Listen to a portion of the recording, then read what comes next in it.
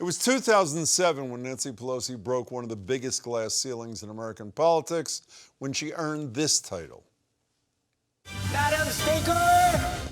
Since then, Pelosi has become one of the Republican Party's favorite political targets, but she has not taken it lying down. You have called your Republican colleagues immoral, corrupt. You say they're running a criminal enterprise. Well, actually, when I called them those names, I was being gentle. There are much worse things I could have said about them. As House Speaker and at times House Minority Leader, Pelosi has played instrumental roles in some of the biggest issues of the past several decades, helping Obama to pass his Affordable Care Act. Some think he helped her, leading on her party's opposition to the war in Iraq, and initiating 2 impeachments of Donald Trump, among the many political battles she waged against the former president.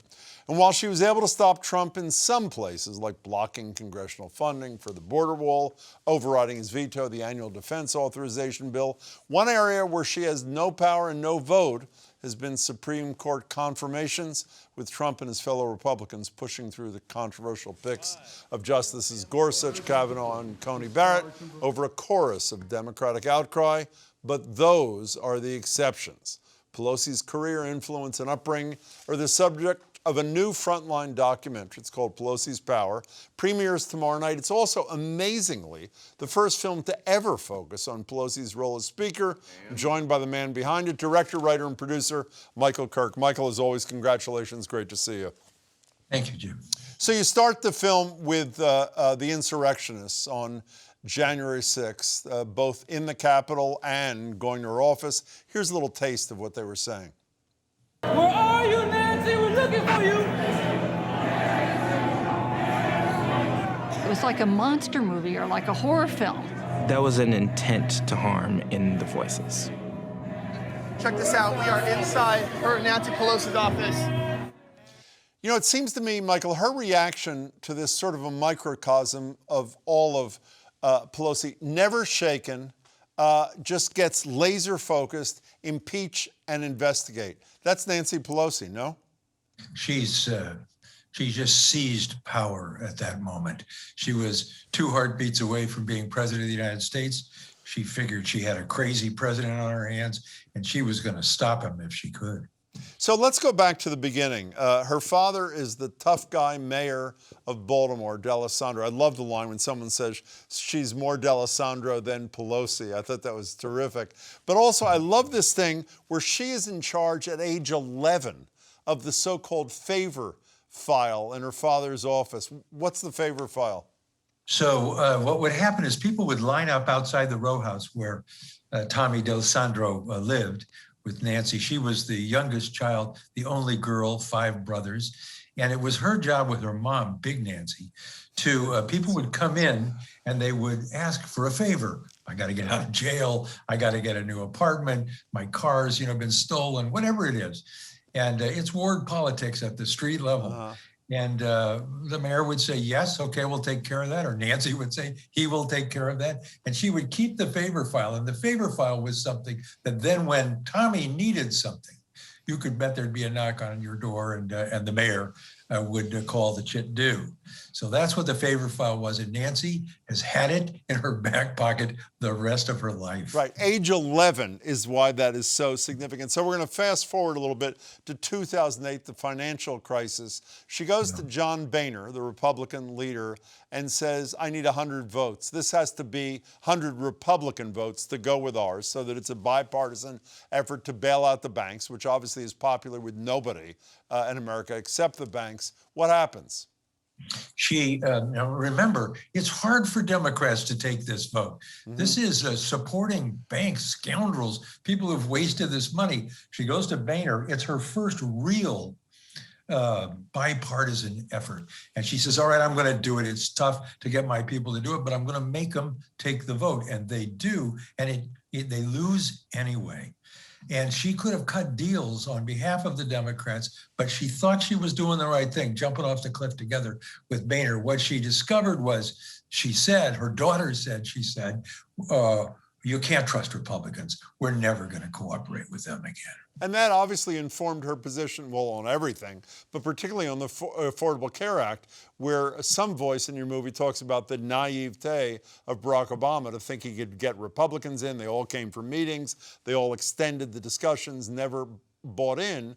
And I think it's fair to say, looking back, that, as I said, intimated in the introduction, the Affordable Care Act is law, in larger part maybe because of Nancy Pelosi than because of the guy after which it is named. Is that fair? Rahm Emanuel, who was Obama's chief of staff, Yeah. and formerly had been her hitman. Yeah, When he broke the knuckles and the kneecaps for Nancy Pelosi on the floor.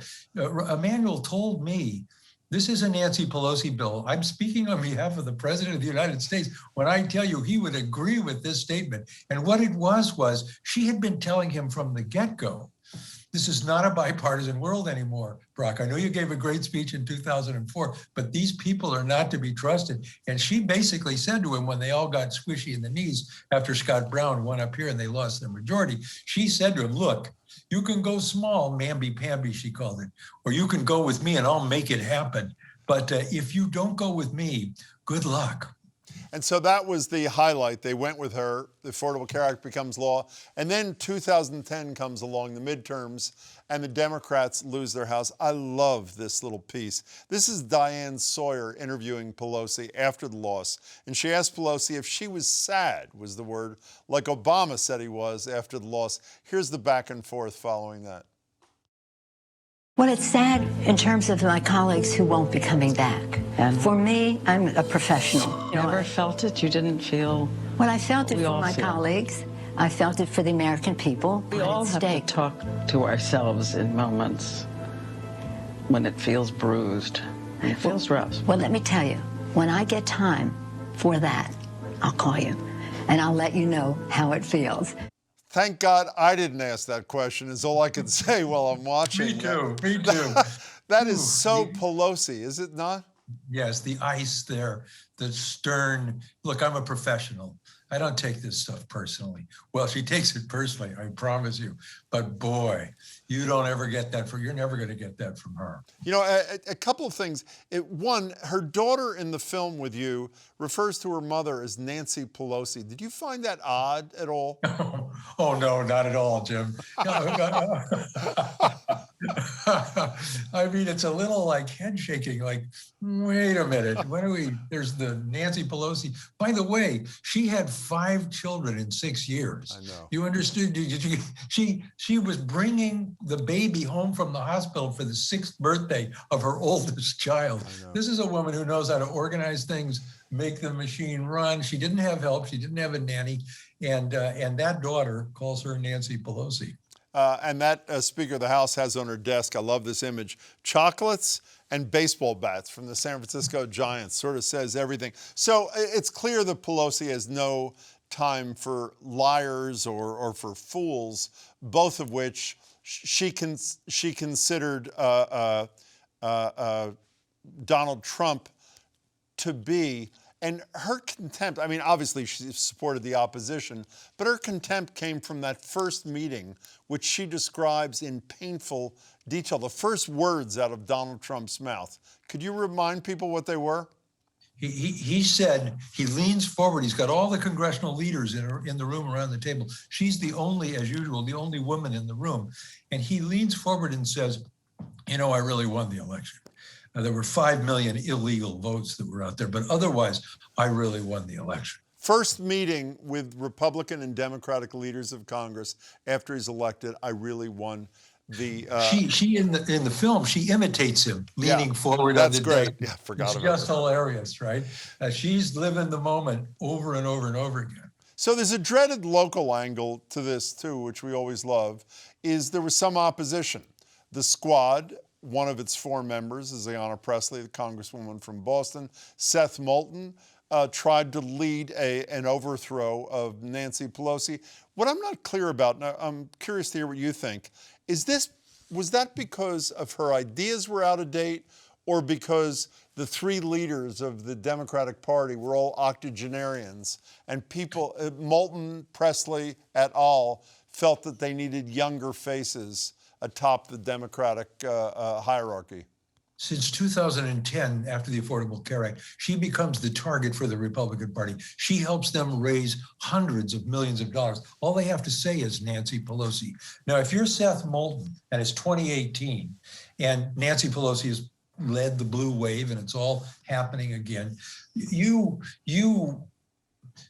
have heard you're in a fine district, you're safe, but a lot of the other moderates are on the margins. And if Nancy Pelosi is such a target for all the other candidates, for your potential primary candidates, even Trump's got the Republican Party, the last thing you really want, you love her because you think she's wonderful in lots of other ways, but the last thing those moderates wanted was Nancy Pelosi as the Speaker of the House, harming them when they went back home to be reelected in 2 years. Michael, I have only 1 minute left. I don't know if I'm going to quarrel with your assessment of her. First woman speaker, most powerful woman in Congress. I would argue after seeing this film of yours and Supreme Revenge, another film of yours about Mitch McConnell and the Supreme Court, that Mitch McConnell and Nancy Pelosi actually may have been the most powerful people, not just congressional leaders, in Washington over the past couple of decades. Would you say I was off base or no? Well, it's hard to know, but because of their continuity and because of their ability to climb and because of her ability to cause things to happen and his very different perspectives on how to exercise power, but exercising it nonetheless, I don't know that I would correct you on that, Jim. She's been right in the room where it happens all along, and so has he. So I'll give you that. Thank you. You might be right about that.